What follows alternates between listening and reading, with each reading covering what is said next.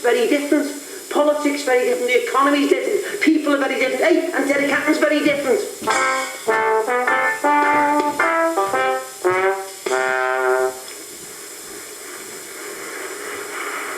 Derek can change to anything at all. Anything at all.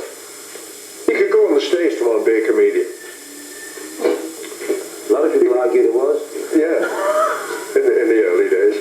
But he can change at any time, Derek. Brian, yeah, how are you? I know for a fact now that they're going to be offering something like 2.3 mil. I know there are a number of... Derek Hatton now runs a public relations company, charges £1,000 a night for after-dinner speaking, and fronts a Granada television show. A far cry from his days as a militant firebrand. I see them being above that, to be honest. And if they are, the sort of proposals that they'll have, I don't think will be as attractive to the authority.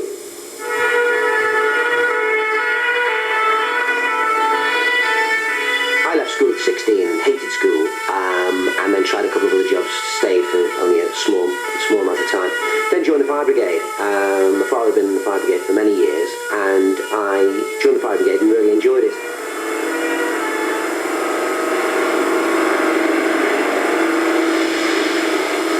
It was very good fun.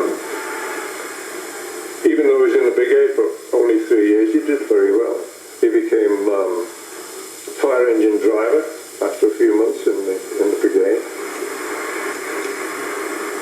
His mum was a Sunday school teacher, and Derek started to go to church very young. In fact, he went 2-3 times on a Sunday. He was in the choir. He rang the bells at church, and he was very much involved with the church. And he became a very, very good friend of the curate of the church. He was a very committed young man. He was committed to Liverpool, very, very committed to Liverpool, and he was also very committed to changing things and changing the church and changing the world.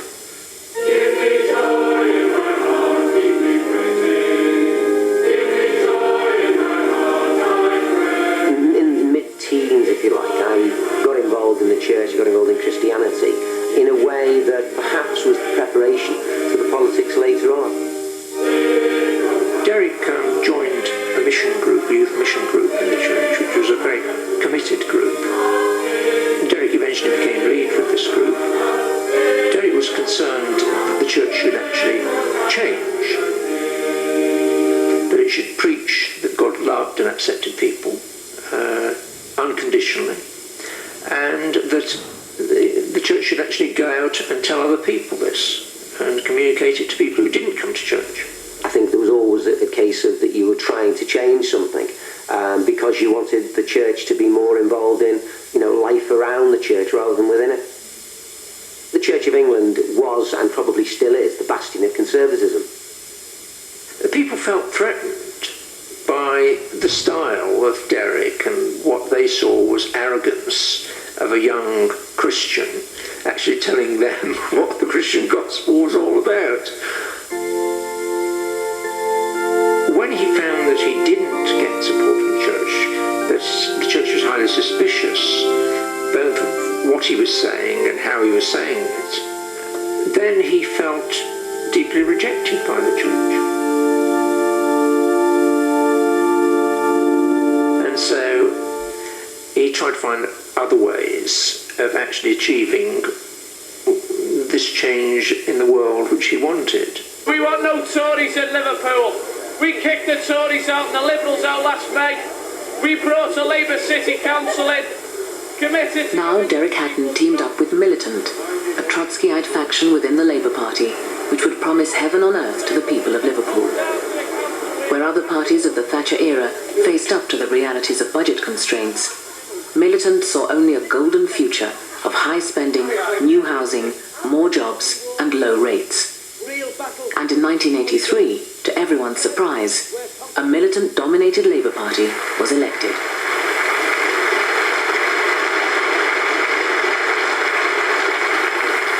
There was a split-second panic. Of that there's no doubt, but it was only a split second. After that split second, it was all about going on to battle and to campaign and to take on the local authority. Militant had now conquered a bastion of power. There was only one problem. The leader's job had not gone to a Militant supporter. John Hamilton was a traditional Labour man. But there was still a chance for Militant to tighten its grip on the leadership. The party had yet to elect a deputy to work with John Hamilton.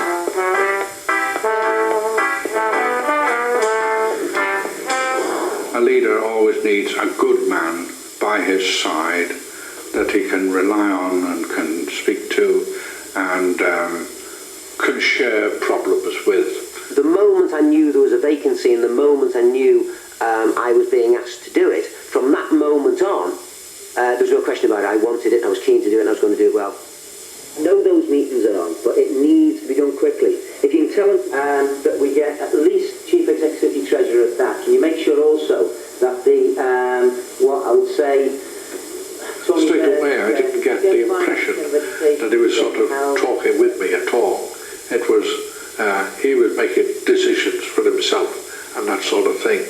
And that is not an easy way in which to operate with a deputy leader. And this country will go down a poorer and a more dispassionate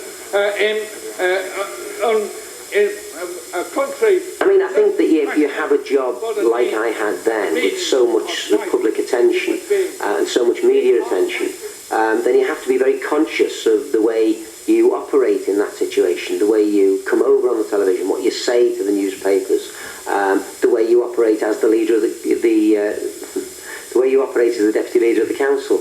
There will be a revolt by people who quite honestly are sick and tired of Liberals in this city and Thatcher in government. And Chairman, that revolt when it starts will be something that not even Baker, not even Thatcher can ignore. And Chairman, they will be victorious.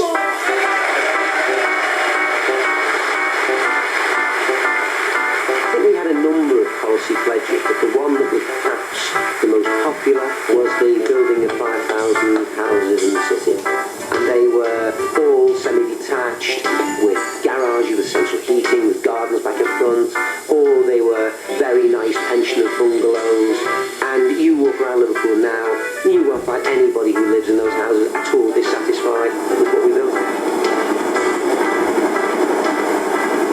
A significant improvement in the housing stock took place whilst they were there. It was clearly a priority which they examined. And really the criticism that one makes is that it was done almost in a financial vacuum, regardless of the financial consequences both at the time and for the future. One's often had the experience of talking to new councillors and they've got some pet ideas and you explain to them what the defects of it may be, and some light slowly dawns and they say, oh well, it was just an idea. And the thing that I rather surprised me was when I was explaining what the consequences were, it by no means put him off.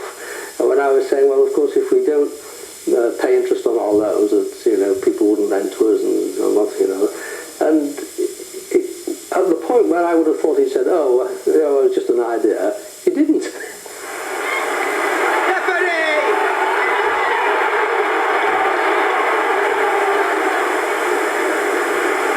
In 1984, Liverpool was already in debt. Hatton saw only one way of balancing the books. He had to get money out of a Thatcher cabinet hostile to Militant. This would require delicate negotiations.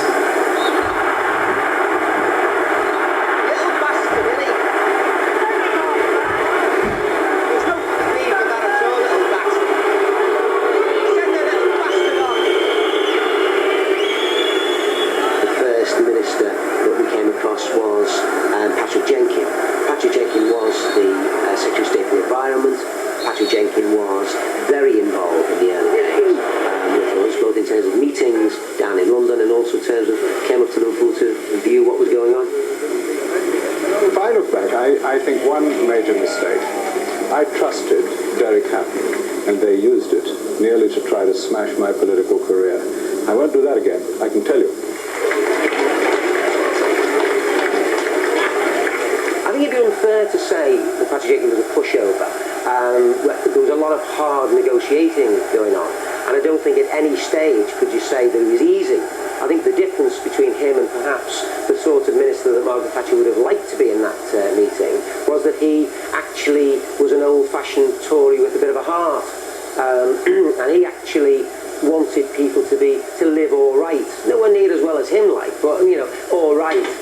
we did, we met him, you know, off the plane, and then we organised a bus, we organised a bus, and then we worked out a route, which would immediately impact upon about the conditions that exist in Liverpool. How are you? How do you do? Okay. Right, let's get on. On the call, Ken.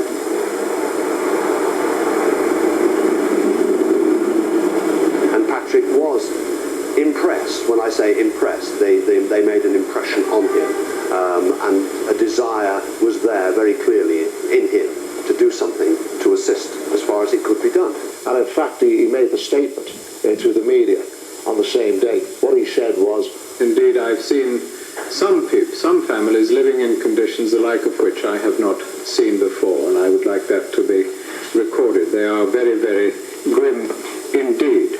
and that struck me as the statements of an individual who, leaving aside his links with Thatcher at that period, as an individual, was clearly shaken by what he'd seen in Liverpool that day. The Liverpool councillors now went to London for their final budget meeting. They knew they had to exploit Patrick Jenkins' goodwill. This meeting was their last hope of desperately needed cash. I remember it was a Monday morning that they came for this famous meeting with Patrick Jenkins. Clearly we were rolling down with the objective, with the determination to extract something from that meeting.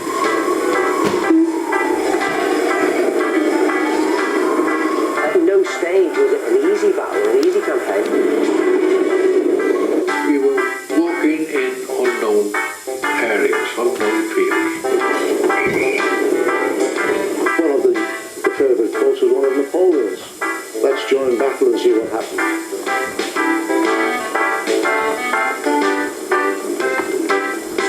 A lot of people say, what happened at that particular time? Well, I can tell you what happened. I was actually there, present at the meeting that took place. And Patrick made it very, very clear, for reasons which we all know, that the revenue support grant could not be adjusted just for Liverpool. It had to apply on this national formula.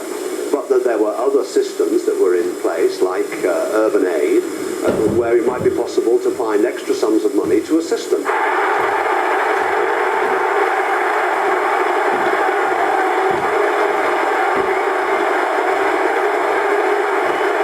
By lunchtime on that day, I remember I was reporting for the BBC's lunchtime news, it was clear that they were going to get some money from the government, which had said for ages and ages, they're not going to get a penny from us, etc., etc. And I think that they were incredulous that they'd actually pulled this off. But we don't want anybody going out of this room crowing, we've won, the council have caved in, the government have caved in, or whatever. We just say it's been a constructive meeting, we've found a way forward which is mutually beneficial, and now we're going to create a partnership which will make it work. That was where we left it, and that was the agreement that was reached around the table. Well, I can't recall the precise terms of any agreement in relation to the media.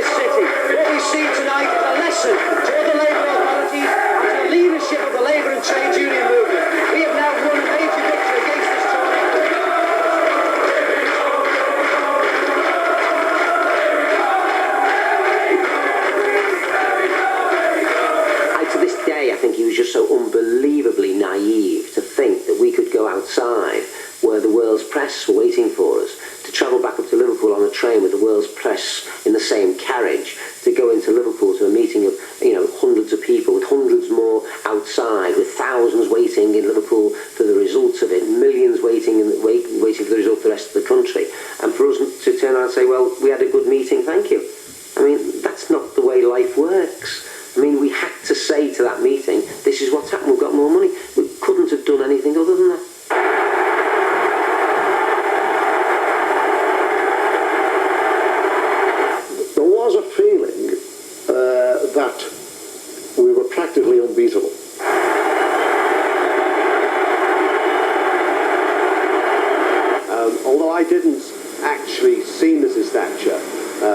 on to the headlines, I understand that she became incandescent with fury over it.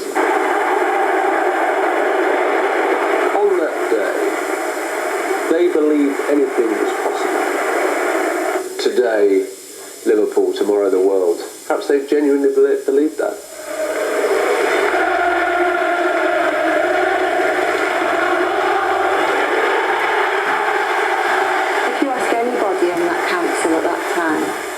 They would say they enjoyed those years because there was such a fantastic group of people involved. I don't think you'd ever, maybe in your whole life again, be a part of such a closeness. I mean, they had to be to cope with all the confrontation and everything that they were involved with. I was pleased that he was having success, but I was slightly concerned because success is a very dangerous business.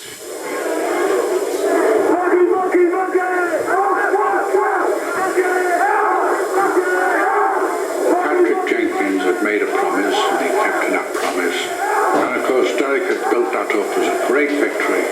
We'd beat them down and got this money and so on. My view was that it was a bit injudicious, to say the least. Whatever you do, if you move an inch, they'll move a foot back. You move another inch, they'll move another foot back, and you're always being dragged inch by inch, and at the end of the day they go then and kick you very firmly in the you-know-where. So why bother? The government was more resolved than ever to make sure that local councils would not defy government policy in future by removing many of their powers from them. Derek still saw the path of confrontation paved with gold. Now he not only led Liverpool into a second battle with the Thatcher government, he also laid down a challenge to the Labour leadership. I'm confident that Neil Kinnock, that Jack Cunningham, that the entire leadership of the movement, when they see this sort of support, then obviously the support that they have failed to give so far will be given. Liverpool broke the law, refused to set a rate, and threatened, as a political tactic, to make its entire workforce redundant. By sending out redundancy notices to 30,000 council employees, Hatton thought he was putting pressure on the government to find more money for Liverpool. In fact, he was giving his enemies the ammunition they needed to end his political career. It's interesting that the experience he had at the Labour Party conference, where one year he was the great saviour of the Labour Party and applauded and lauded, and the following year he was rejected by that dreadful speech by Neil Kinnock. And there's a parallel, of course, within the church with Jesus, where on Palm Sunday he came into Jerusalem and everybody said, Hosanna, you're marvellous. And 5 days later they were crying, crucify him, and he died on the cross.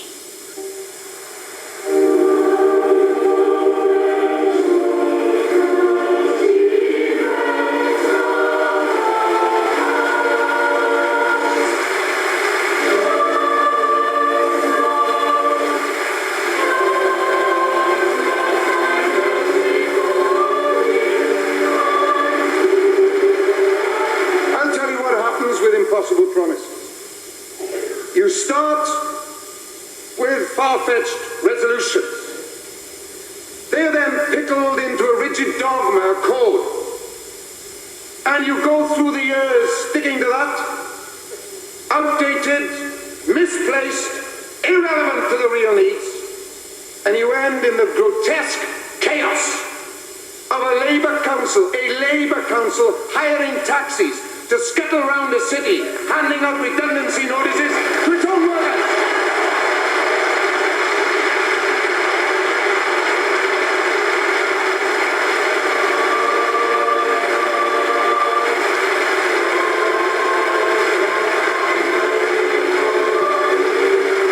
That's Mr. Hatton there in the centre of that picture, shouting at Mr. Kinnock. Very, very fierce reference to Liverpool, and booing has come from the audience, and they're very, very angry indeed. It's a big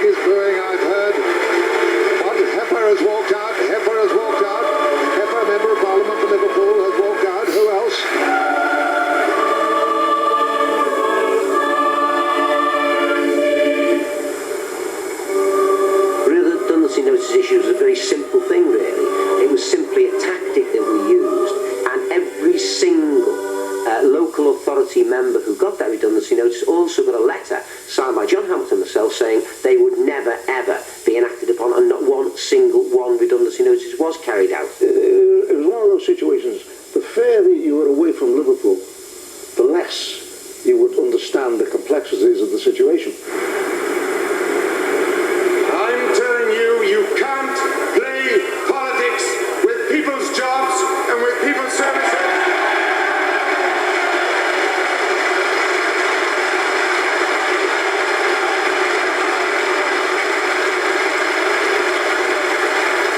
The result of that was that the Labour Party then conducted an inquiry into the Liverpool Labour Party.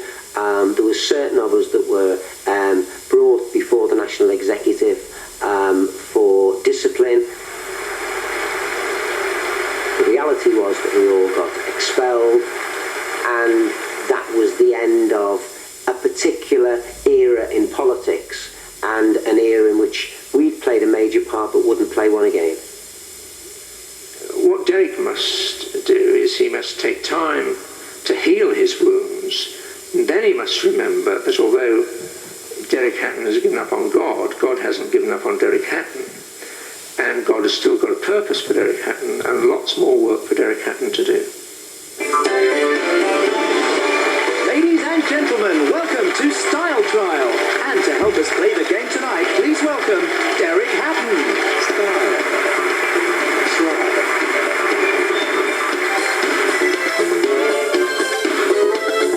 Style Trial. I obviously looked at a number of options, and it wasn't very easy at the time, because it wasn't as though there was lots of people who wanted to employ me in a traditional way. So we set up a company called Settleside, which was a public affairs company. It was not long before Settleside hit trouble. The company, it was alleged, filled the coffers of Hatton and Militant by arranging to sell Liverpool council land at below market prices. If it was a little, tiny bit there on the paper saying, oh, we think Derek Hatton and his crowd have done a fraud thing, this, that and the other over car parks, no one would believe it, because it's a little, but if you spread it right across the paper, week after week, I mean, yeah, week after week, you've got to start thinking, well, hang on, they must have something to do with this. Keeping Militant on the agenda was obviously something that they felt was a priority. And by keeping me in the headlines in the middle of a major fraud investigation, was certainly going along that particular path. It's not for me to tell Merseyside Police how to do their job, but what I would say is that I think in many ways they were taken in by the Sunday Times articles.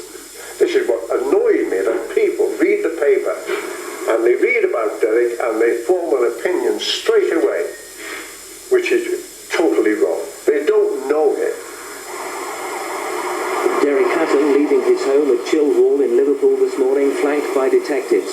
The former deputy leader of Liverpool City Council was arrested on charges alleging corruption involving land deals in the city. All the family were together, just together, and that was the time that we really found the family as one. I suppose your family's the one place where you need a bit of support, don't you? If you come home when everyone's crying and, oh, you're going to go down and what are we going to do? And then he'd start believing then, I suppose. Start believing that he's, oh, what am I going to do if I do go to prison, or what am I going to do if this? Just the fact there's always so much going on. The greatest fear I had about this case was what I call the Hatton factor. I was always very much afraid that members of a jury may be so blinded against him as a result of what happened in the 80s that they couldn't arrive at an objective decision, and that they would convict him because he was Derek Hatton.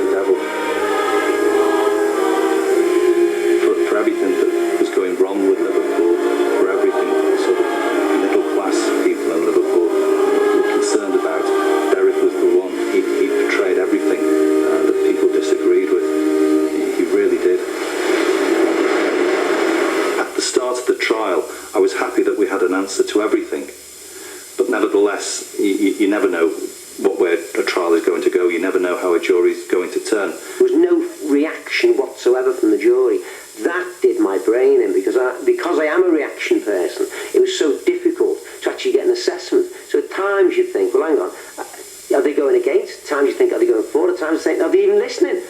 The jury foreman walked into court. He had a piece of paper in his hand, and my immediate reaction was that there were different verdicts. There were guilty verdicts and not guilty verdicts, and my stomach turned. And the foreman of the jury was asked the question. Probably only a 10 or 20 second procedure, really, but that 10 or 20 seconds seemed like a million years, just waiting for that, that word, those words, not guilty, to come out of his mouth, and you were watching his lips, waiting to see whether it was going to start off with G or N.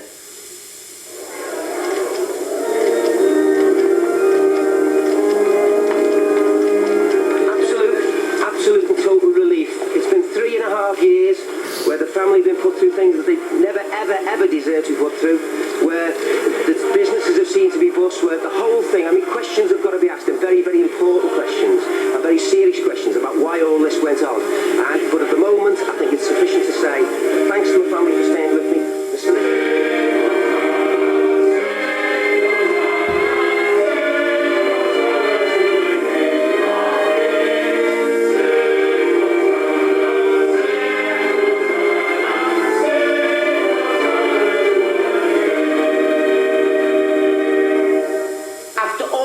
Happened the day after, I'm walking down the street, and what's the first thing that someone says to me?